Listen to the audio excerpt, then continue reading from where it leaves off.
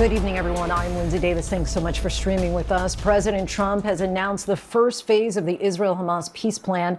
Trump posted on Truth Social, "I am very proud to announce that Israel and Hamas have both signed off on the first phase of our peace plan. This means that all of the hostages will be released very soon, and Israel will withdraw their troops to an agreed-upon line as the first step toward a strong, durable, and everlasting peace. All parties will be treated fairly. This is a great day for the Arab and Muslim world, Israel, all surrounding nations, and the United States of America. And we thank the mediators from Qatar, Egypt, and Turkey who worked with us to make this historic and unprecedented event happen. Blessed are the peacemakers." This came after today at the White House. President Trump was handed a note from Secretary of State Marco Rubio about a potential peace deal between Israel and Hamas. That note said that they need the president to approve a social media post so he can announce first. Here's what Trump had to say about this after he was handed that note.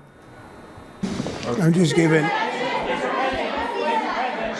just given a note by the Secretary of State saying that we're very close to a deal in the Middle East, and they're going to need me pretty quickly. So we'll take a couple of more questions. Hamas has released a statement saying, in part, "We highly appreciate the efforts of our mediating brothers in Qatar, Egypt, and Turkey. We also value the efforts of U.S. President Donald Trump, who seek to bring about a definitive end to the war and a complete withdrawal of the occupation from the Gaza Strip."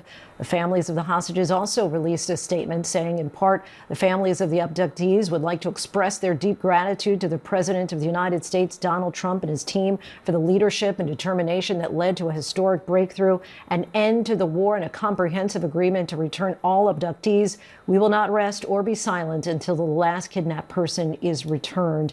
And just a short time ago, President Trump and Netanyahu spoke by phone, congratulating each other on the, quote, "historic achievement." Our Marcus Moore joins us once again from Tel Aviv. Marcus, let's just talk again about the significance of this agreement, this really momentous occasion. Yeah, Linsey, very significant, certainly, not only for the region, indeed, but certainly for the families whom we've met here in Israel who, since this war began and their loved ones were kidnapped, taken hostage, they have prayed for their loved ones to be returned safely. And they've also taken to the streets of Tel Aviv and Jerusalem and other cities calling for leaders to make a deal and come to an agreement to secure their release and also bring about an end to this war. So for there to be a word of this agreement, not only coming from President Trump, but also Israel's Prime Minister Benjamin Netanyahu and leaders from across the Arab world, it really is the first sign of what could perhaps be, many people feel, could be the beginning of the end of this war after 2 years. And Linsey, it has been, as you know, a very difficult time for those families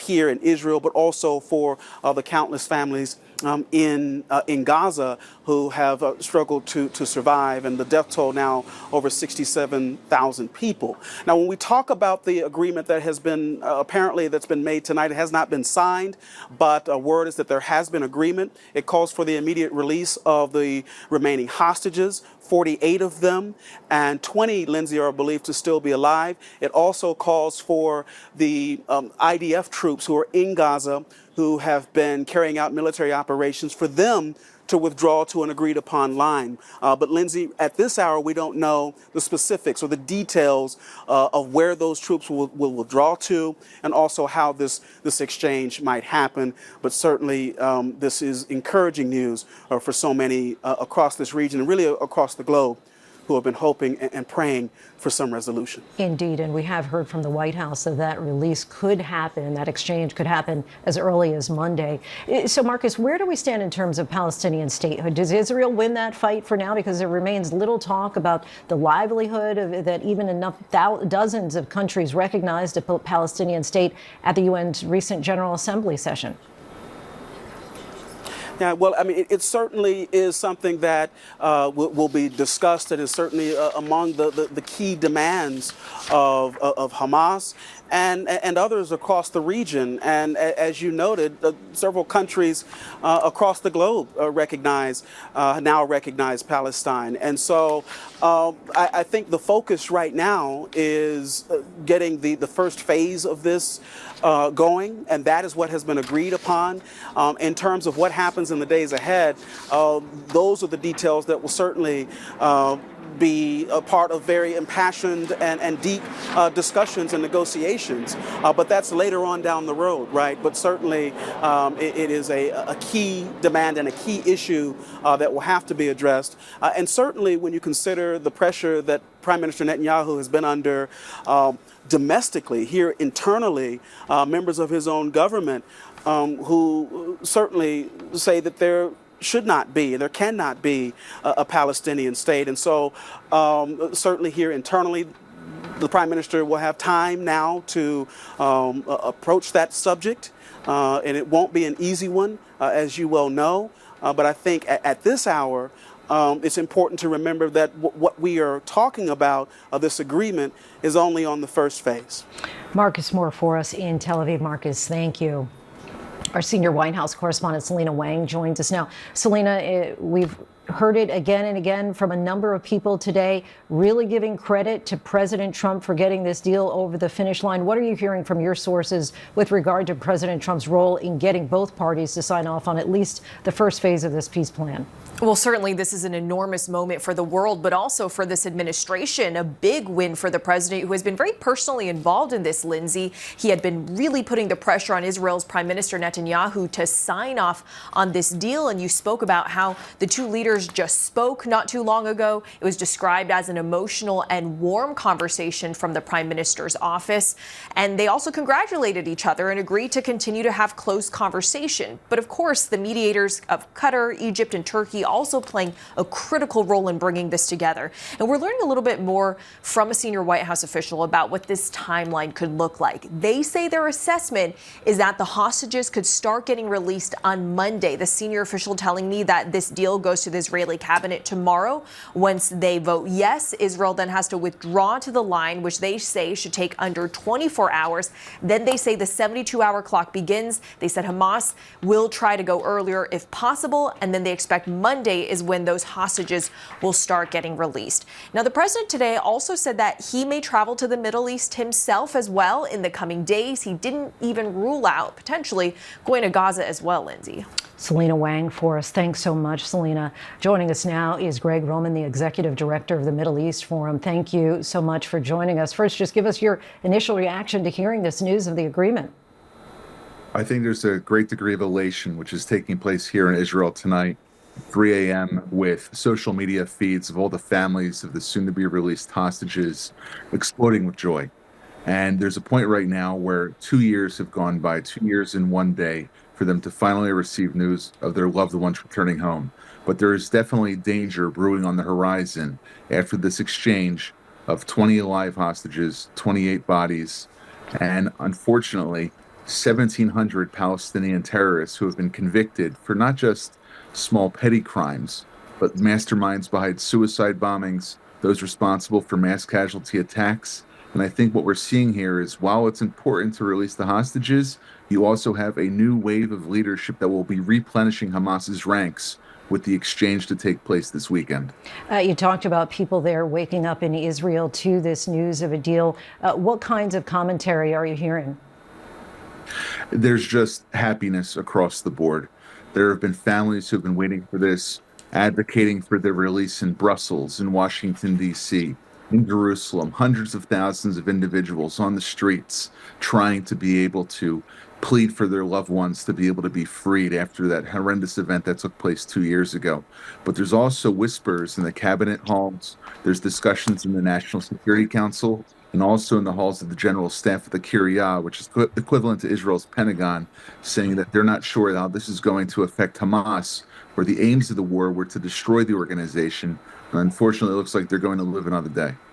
You mentioned your concerns about those Palestinians who will be released, the prisoners in this exchange. What makes you confident, or what might give you hope that this deal can lead to lasting peace in the region? Well, I think it's sort of a two-sided coin. On one hand, you have Turkey and Qatar, countries that host Hamas's military and political wings, present at the negotiating table. And if I can have trust in President Trump, which I do as it relates to this deal, this is only phase one. The second phase is supposed to disarm Hamas, and the third is to excise them from the Gaza Strip. Now, this may be a play for these two countries to help Hamas disarm and to become part of the regular Palestinian political umbrella. But on the other hand, these two countries have also facilitated attacks from their soil on Israeli and American citizens, both in Israel and other areas across the region.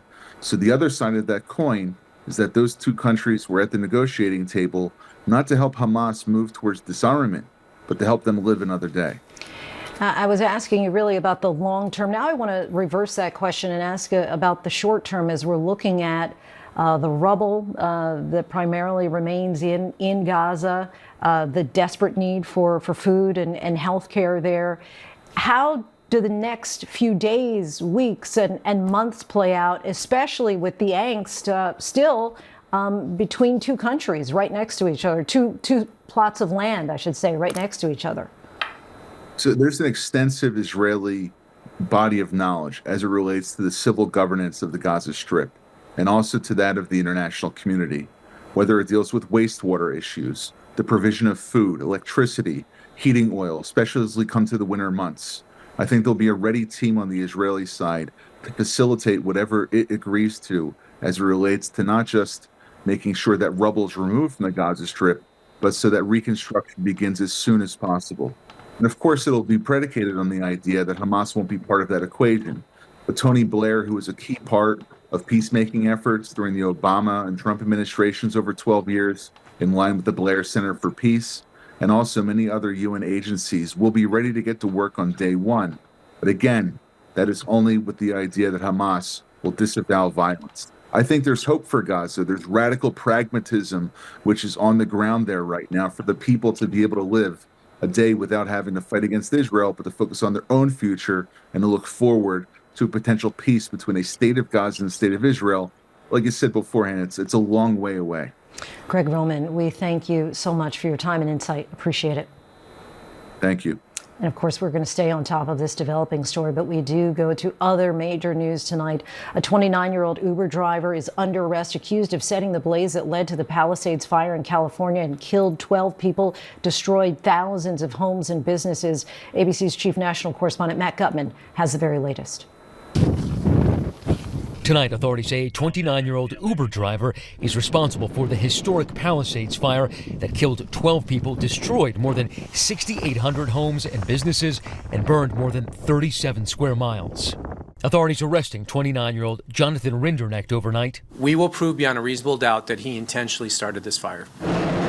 Authorities say Rinderknecht was in Pacific Palisades on New Year's Eve working as an Uber driver when he allegedly started this fire called the Lockman Fire just after midnight on January 1st.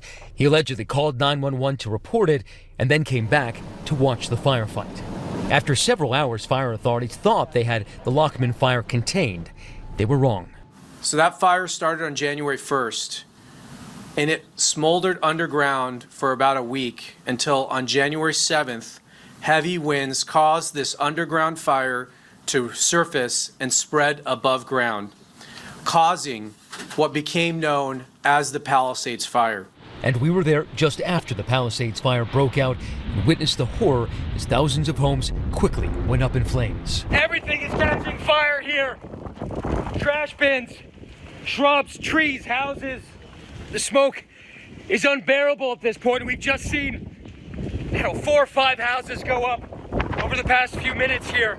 Rinderknecht arrested near his current home in Melbourne, Florida. Authorities say before starting the fire, he listened to a song by a French rap artist in which the music video for the song shows the main character lighting things on fire. And among the evidence, they say they recovered this image of a city on fire that authorities say the suspect created using ChatGPT. Investigators say the evidence points to a suspect obsessed with fire. We have evidence of that will be addressed in trial, but evil people do evil things. And Linsey, there's something that we've noticed just recently, 9 months after the fire, and that's new construction. You can see that home behind me, but you get a real sense of what's going on here in Pacific Palisades from above. And when you look at it from above, you see what looks like a vast dirt parking lot, tract after tract. Nearly 7,000 structures were burned here, but so far, new starts have started on just about 230 homes here, according to the city of Los Angeles. So many people continue to battle it out with their insurance companies. Meanwhile, the man accused of starting it all could face up to 20 years in prison if convicted.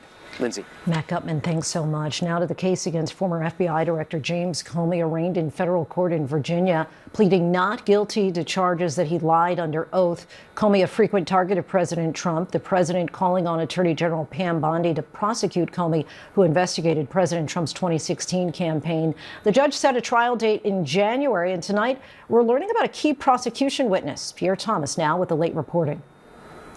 Tonight, James Comey, former director of the FBI, now a criminal defendant in a Virginia courtroom, pleading not guilty to federal charges brought at the urging of President Trump. Comey has publicly proclaimed his innocence. I have great confidence in the federal judicial system, and I'm innocent. So let's have a trial. Today in court, Comey's attorney telling the judge he will quickly file a motion to end the case before it begins, seeking a dismissal on the grounds of selective and vindictive prosecution, saying this case is being brought at the direction of President Trump. Comey was indicted just 5 days after President Trump publicly pressured Attorney General Pam Bondi to go after him, posting "Nothing is being done, and we can't delay any longer." 24 hours ago, Bondi was asked about that message. Do you consider that a directive to the Justice Department?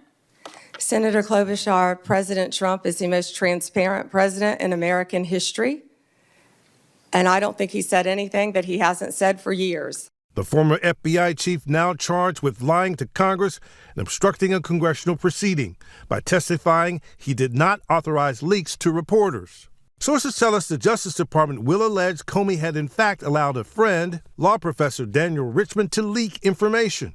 This, although sources say prosecutors had previously determined Richman would be a problematic witness who would present likely insurmountable problems for their case. That's because Richman told them Comey had actually urged him not to engage with the media and not to share information, according to sources. Still, President Trump insisted the case go forward anyway. He removed the U.S. attorney in charge, replacing him with one of Trump's own personal attorneys, Lindsey Halligan, who has no prosecutorial experience, saying Halligan would get things moving. Our thanks to Pierre. National Guard troops are preparing to deploy to the streets of Chicago. This as we see new and disturbing images of ICE agents firing pepper balls at protesters, hitting a Presbyterian minister in the head. Alex Perez reports from Chicago. Tonight, with 500 members of the Texas and Illinois National Guard preparing to fan out across Chicago, charged with securing federal agents and properties, the president ramping up his attack on the mayor and the governor who called the deployment an unconstitutional invasion. The president calling for their arrest in an online post. Chicago mayor should be in jail for failing to protect ICE officers. Governor Pritzker also. Everything we're doing is very lawful. What they're doing is not lawful. But the governor calling the president a coward. He's demented, literally, unhinged. And this is somebody who's so insecure that he lashes out pretending that he can come arrest people for no reason at all. He can't. In the last 24 hours, Pritzker saying the president has dementia. Aside from the fact that he's out of his mind and has dementia, it's clear to me that he is targeting Democratic cities. Telling the Chicago Tribune, this is a man who's suffering dementia. This is a man who has something stuck in his head.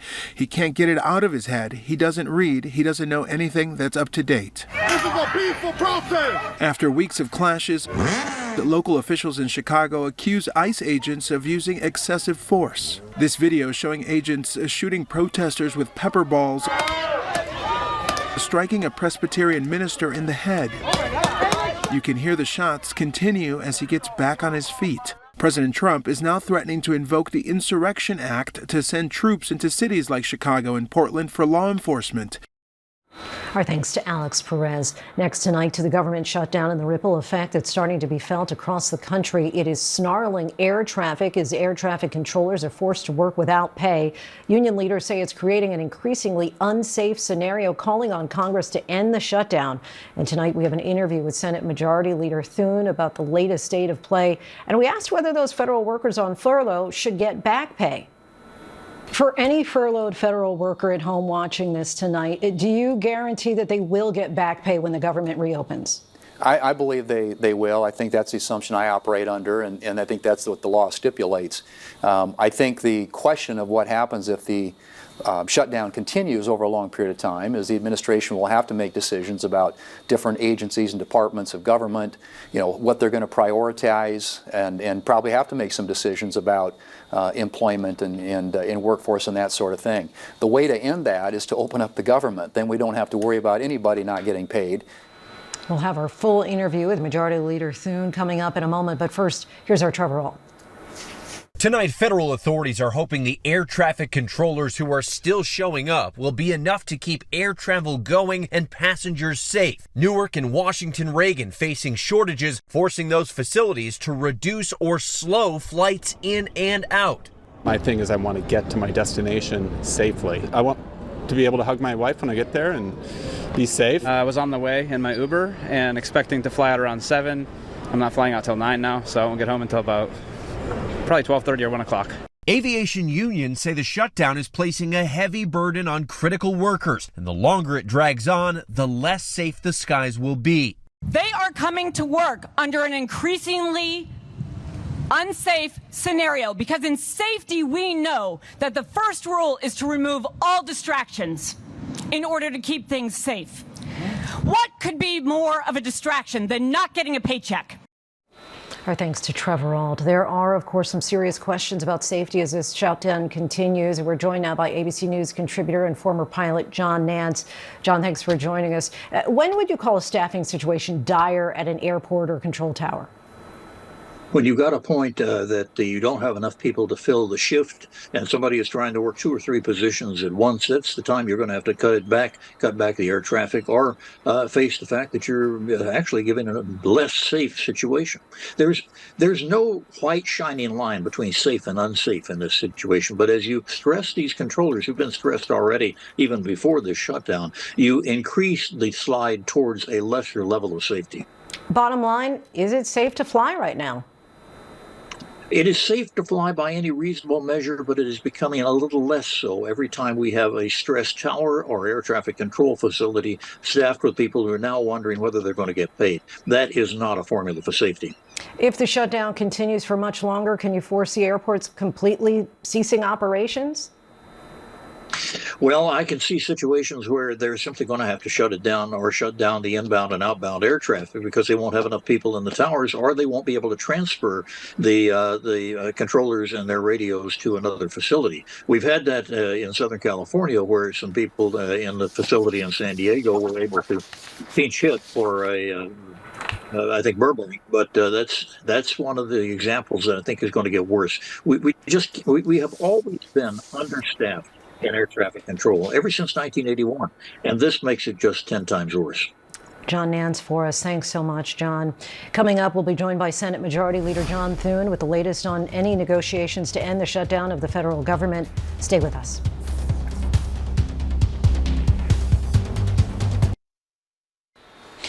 Welcome back. Taking a live look now at Washington. We're late today. We got word of that phase 1 deal between Israel and Hamas. But of course, the government remained shut down. And before President Trump announced this deal, we talked with Senate Majority Leader John Thune about the latest state of play and what he thinks it'll take to end the shutdown.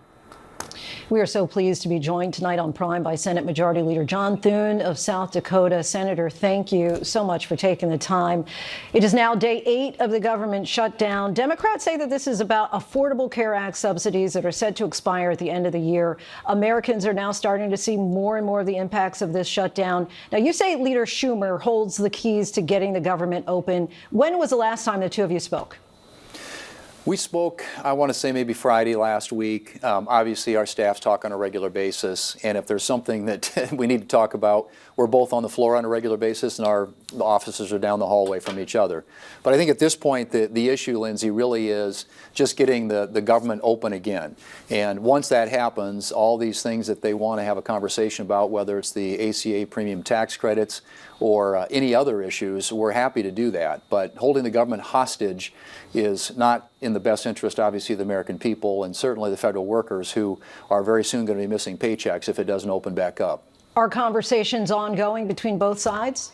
Yeah, there are. I mean, there are a number of conversations that are going on, you know, members, individual members, senators, both sides, Republican and Democrat, who are having some discussions. But frankly, what we've said, and I've been very clear about this, we want to keep the government open. We want to keep the appropriations process going forward, which is what this is all about. And this is something that, as you know, we've done 13 times when the Democrats had the majority in the Senate and President Biden was in the White House. We did short-term continuing resolutions to buy some time to get the other funding bills across the finish line. This actually, having an open appropriations process is fairly novel compared to last year. Last year, the Senate Democrats had the majority. We didn't do a single appropriations bill. We've done 3. We want to do more. The funding resolution is about keeping that, you know, giving us the opportunity to finish the annual appropriations process in the way we should be doing it, transparent, open, through regular order. And obviously the Dems are trying to attach a whole bunch of other things, including $1.5 trillion in new spending on top of the continuing resolution, something that would never pass to the House or the Senate or get signed into law by the White House. So we've got a very straightforward proposal out there. Keep the government open, and then let's sit down and talk about these other issues.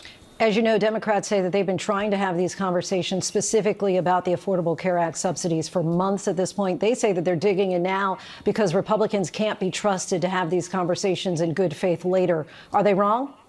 I've made it very clear to both Democrats and Republicans that I'm open to having that conversation. I think, frankly, you know, the issue of the COVID tax credit cliff, the expiration date on that was created by the Democrats, and these are enhanced subsidies. We're not talking about the basic Obamacare exchange insurance plans here. We're talking about the enhancements that came as a result of something they did when they had the majorities to supposedly compensate for COVID, which is now over. But we're willing to have that conversation. The program needs to be reformed. There are no income caps on it. You can make $500,000 or $600,000 a year now and be eligible for subsidies under these enhanced, this enhanced premium tax credit program. So we think that there are things that we can do that need to be restructured, reworked. There's some other ideas that some of our colleagues have about how to make health care more affordable in this country, and I think it is an issue that is very, you know, ripe for a conversation. But it can't be in the context of having, you know, holding the federal government hostage. We need to get the government open, let federal employees go back to work, and then we're more than happy to sit down with Democrats and talk about a path forward.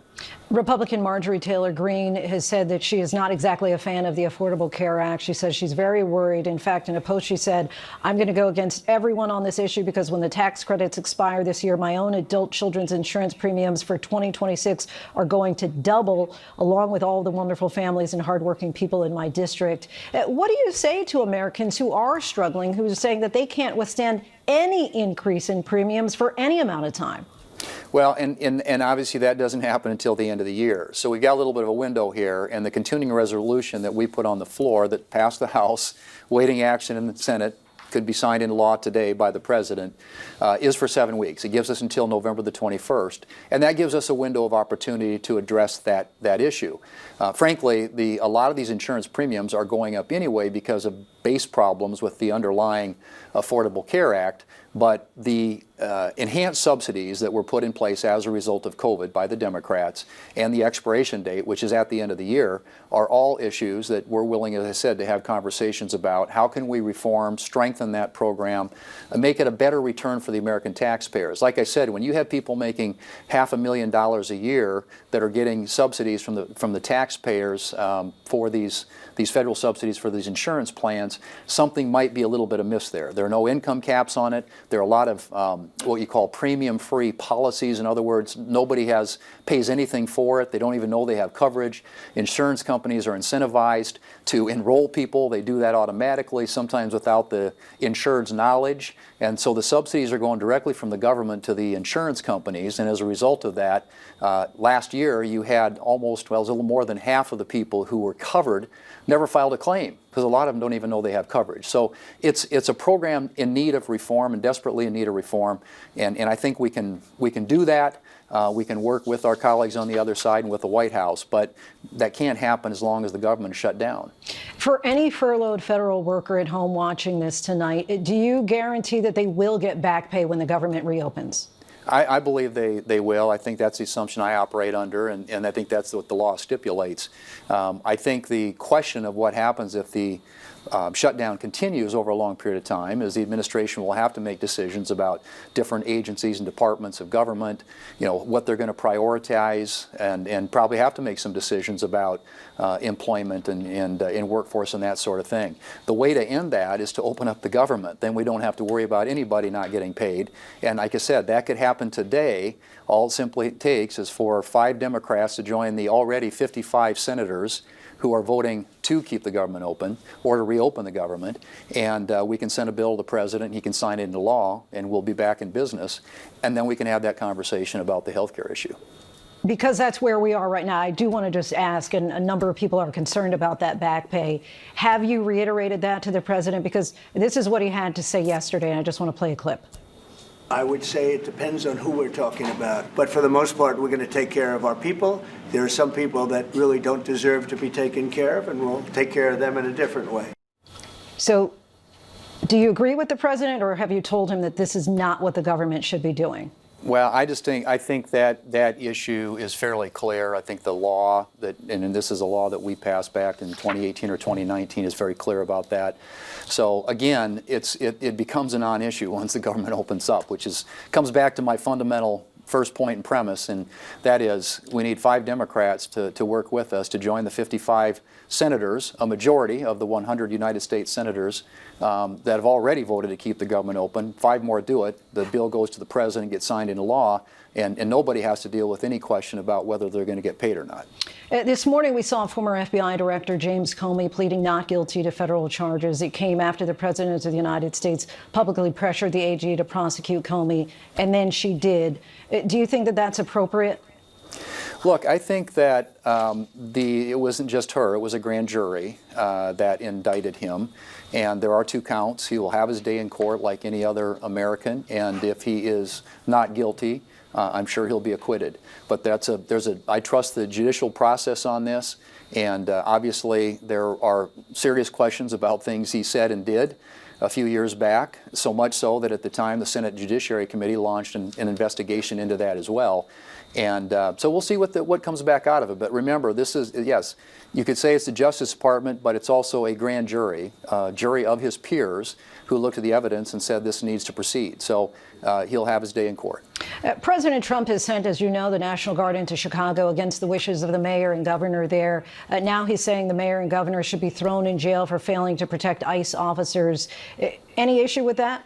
Well, I'm not, nobody's going to jail over this issue, but the people who commit criminal acts. And I think that in the case of Portland, probably to some degree in Chicago as well, I know at least for sure in Portland, the request was made from the Department of Homeland Security because they felt that their law enforcement officials, their employees, were being threatened. And so the president has the authority under current law to protect federal property, federal employees, federal law enforcement officials, and I think that's the issue with respect to Portland. But any of these cities where you've got as much violence, and Chicago is a good example, I would think you would want help. And if you're a citizen living in Chicago who is faced with the reality of crime on the streets on a daily basis, I would welcome that. But these mayors and governors in some cases have dug in. I think they're on the wrong side of this issue. I think crime and law enforcement are issues that the American people care deeply about. They want to live in safe and secure communities. And so, I think the president, particularly with regard to the request that was made by the Department Department of Homeland Security in Portland is certainly within his rights as the commander-in-chief to take the action he took.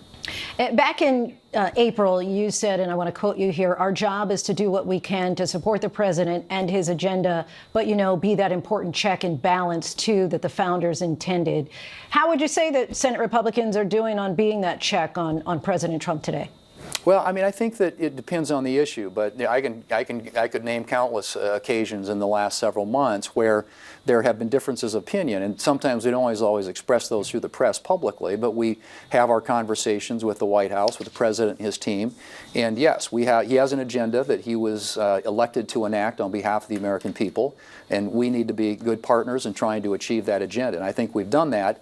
But there are occasions where some of us, sometimes obviously privately, sometimes more publicly, push back. But obviously we're a co-equal and independent branch of the government, the Article I branch of the government. One of the things we have is the power of the purse. One of the things we have is the power of oversight through congressional committees. And I think those are being used in a way that ensures that we keep that important check and balance between the various branches of our government. Majority Leader Thune, we so appreciate you coming on the show. Thank you so much for the time. Thanks, Linsey. Coming up in tonight's Prime Focus, we visit a city in China where 2/3 of the world's holiday decorations are manufactured, goods that will now cost Americans more as a result of the trade war with China. Stay with us. Welcome back, everyone. It might be hard to fathom, but 2/3 of the world's Christmas decorations are manufactured in just one eastern Chinese city, the city of Yiwu. In past years, Americans have benefited from trade with China, where labor and production costs are lower, meaning that Americans can get what they want for less money without stretching their wallets. But that is no more. President Trump's trade war with China and the tit-for-tat tariffs means that Americans on the hunt for their usual Christmas decorations will soon be in for a rude awakening. Our Britt Clennett reports now from China. If a Christmas tree like this lights up your living room each holiday season, chances are it came from a factory like this. Here, workers are toiling away, wrapping thin plastic fibres around coils, frosting the needles with white paint, and packaging up the branches to be shipped all over the world, all in a crunch to get these last orders out in time for the holidays. 2/3 of the world's Christmas decorations are made here, in the eastern Chinese city of Yiwu. But unlike last year and years before that, none of these trees are bound for the United States. As a result, factory owners like Amanda Xue tell me her American clients have all but disappeared. So before, 40% of your clients were American, and now, 现在了? Zero. None. Yeah, none. Despite a trade truce between the United States and China, tariffs on goods imported from China remain high, ranging between 20% and 60%. Do you think they could make Christmas trees in America? Yes. 他们可以做在美国 Too tight. Yeah. Too difficult. Yes. You think Americans will find it too difficult? Yes, because 这个太辛苦了，太累了 very tight. It's very tiring work. Yeah, tiring work. Earlier this year, President Trump announced his administration's sweeping global tariffs. April 2nd is going to be Liberation Day for America. We've been ripped off by every country in the world, friend and foe. Now some of that money is going to be coming back to us in the form of tariffs. The tit-for-tat escalation in the trade war saw Washington and Beijing threatening tariffs that went up to 245%. The trade war means goods are more expensive to import from China, ultimately making the price tag of these products higher too. To find out what impact it might have for the American consumer, we came here. This is Yiwu's mega marketplace, a massive complex known as China's storefront to the world, because almost everything we buy on eBay and Amazon can be found here. I do marketing service for them. Including live streamer Liz Liu, who we met in Yiwu back in March. How would the new tariffs plan of the... She's an expert in factory sourcing, connecting foreign buyers with Chinese manufacturers. Her playfully edited videos on social media explain the trade war for her audience outside of China. I'm a passionate person, and I'm very proud of what China has achieved in the past 40 years. Liz's position on US tariffs reflects what the Chinese government repeatedly says too, that there are no winners in a trade war. So who loses in all of this? Everybody.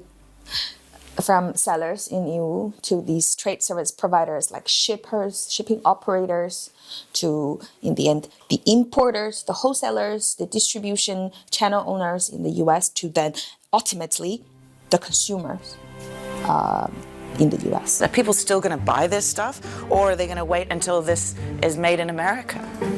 This is not going to be made in America, ever.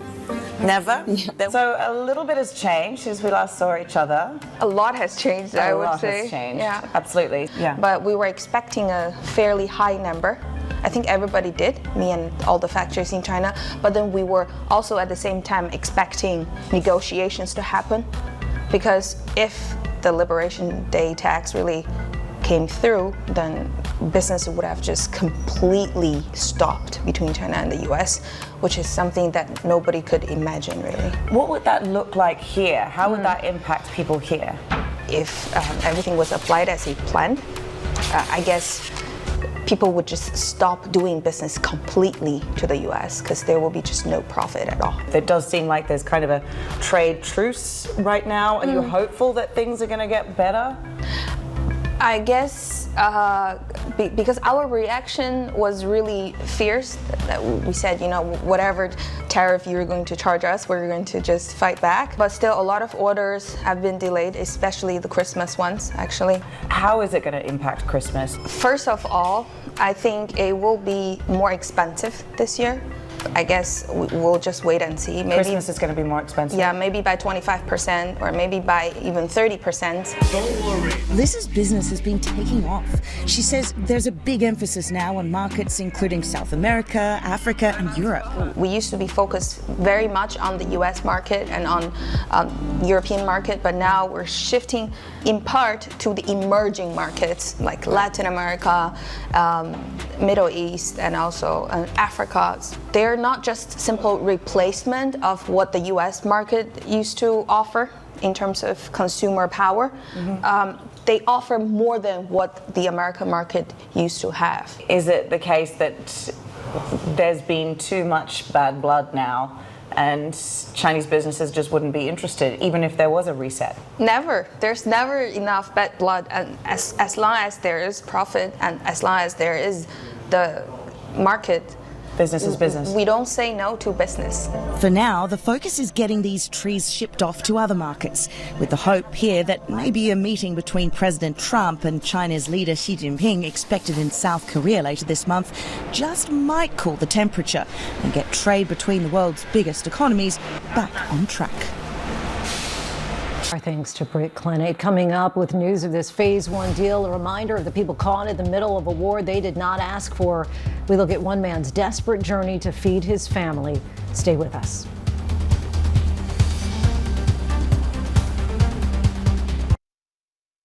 Finally tonight, 2 years of war has forever changed lives in Israel and Gaza. With word of the hostage return, there are also many questions about what will happen next in Gaza. The need there is so great. When will aid arrive for families like one our Marcus Moore profiled, who risk everything for food? This war cannot end soon enough.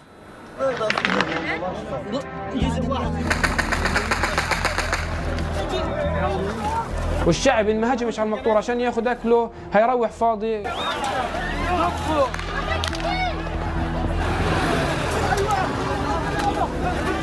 كثير صارت معي يعني ما هجمش ما خاطرش في روحي اروح فاضي مكسور خاطر. صوري عملوا ايوه هذا واحده.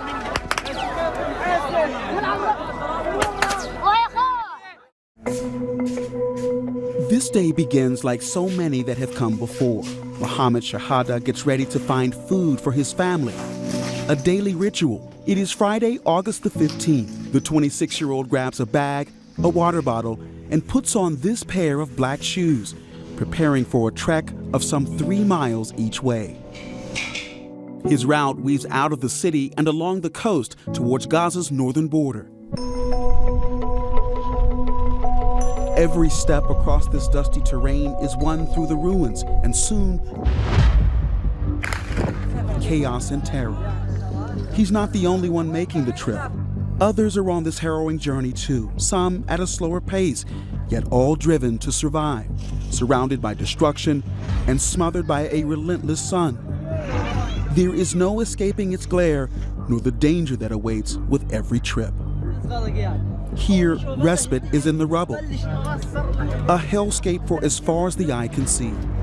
And today, high above the scourge of this war, streaking across the sky, the international community's attempt to help Mohammed and the others here. In the distance, aid glides to the ground. The pallets land miles away, back where Shahada first began his journey. Even these airdrops have been criticized as dangerous and have proven deadly. While back on that dusty path, Mohammed and others wait. In the background, amidst the chatter, one man gives advice. And soon, the unmistakable and menacing sound of gunfire. Some here don't even flinch, while others react in the most human way. It is difficult to see where the shots are coming from, but you can hear those bullets tearing through the air. And then this moment they had all been waiting for, a dash towards a road and the approaching aid trucks. Hunger driving the desperation that runs deep in Gaza, a scene of utter misery. Amid the sounds of shots, people grab whatever they can carry from the trucks.